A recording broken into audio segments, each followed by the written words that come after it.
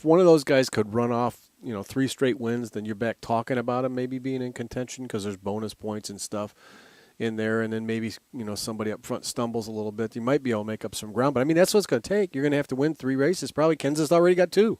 Yeah. I mean, makes it real easy. He's got 2, and Kyle Busch has 2 second-place finishes. That's almost like 2 wins, because Kyle has some bonus points as well, and he had some points going into this thing. So I think it's those 3.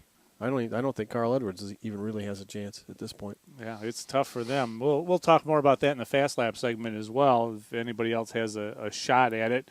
But when you look at a race, and this was a race at New Hampshire, which, we talk about the whole wild card things. I think kind of New Hampshire is kind of a wild card because of the. Really? Yeah, I really do. I think it's a totally different racetrack than most of these guys are comfortable racing on for the most part. Fast and flat. Yeah. And the walls are real close. Exactly. And hard. Exactly. Yeah. And I think that's a little bit of an intimidating factor to these guys. And, people will call me out and say, oh, they're never intimidated. They're the best. Bull. I've heard them say it and seen it in their eyes after qualifying at some of these tracks, like at Michigan, where they're glad it's over with when it's over. Oh, absolutely. And I think you might be right about New Hampshire being the same way. Well, when you look at the amount of times this year you go through qualifying and the amount of drivers that beat the old track record, I mean, you're not talking 1 or 2 guys in qualifying. You're talking 10, 12, 15, 20. Mm-hmm. Half the field that's faster than they have ever been at these racetracks before. And you got to believe that that's a little intimidating. Mm-hmm. As you go into that corner, you don't know sometimes whether or not you're going to come out of that thing in one piece or not.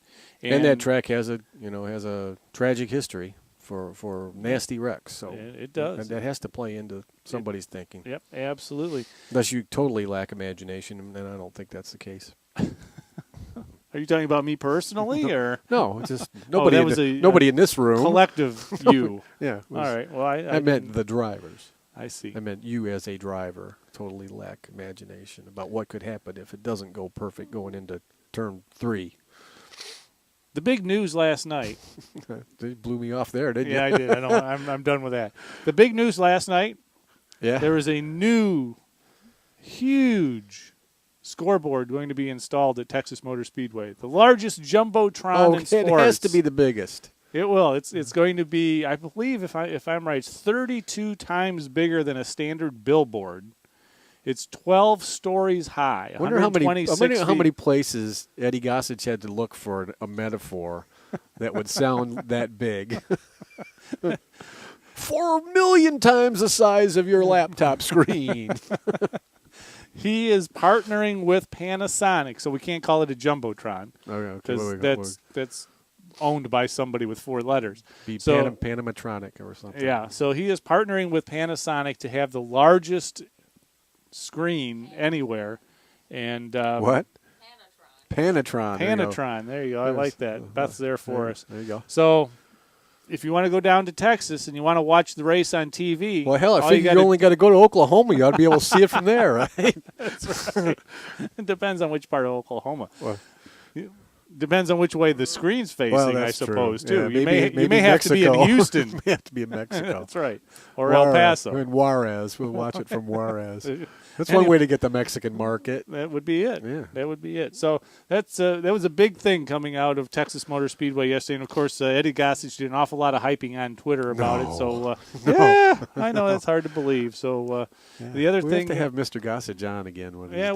We'll Maybe get him before back Texas. On. We're trying to get Matt Crafton on. We believe we will have Matt Crafton on in the next segment. And we might also have a surprise guest as well. We talked about a surprise guest last week, and that didn't happen. Yeah, he stiffed us.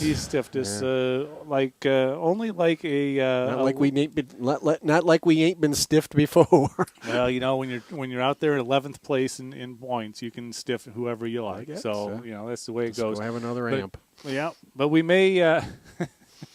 While the getting's good, so we may have another surprise guest. We'll see if that works out. Should be interesting. So that's kind of the way things are going to play out. And with any kind of luck, Dan Beaver has gotten his new den in order, and we will get hooked up with. Speaking of Texas, he's in Texas. Sorry, didn't mean to choke you up there. You did. You got me all choked up. All right, well, why don't we take our first break? We'll come back, and we will get hooked up with Matt Crafton. This is On Pit Road. The fastest show on Ustream TV.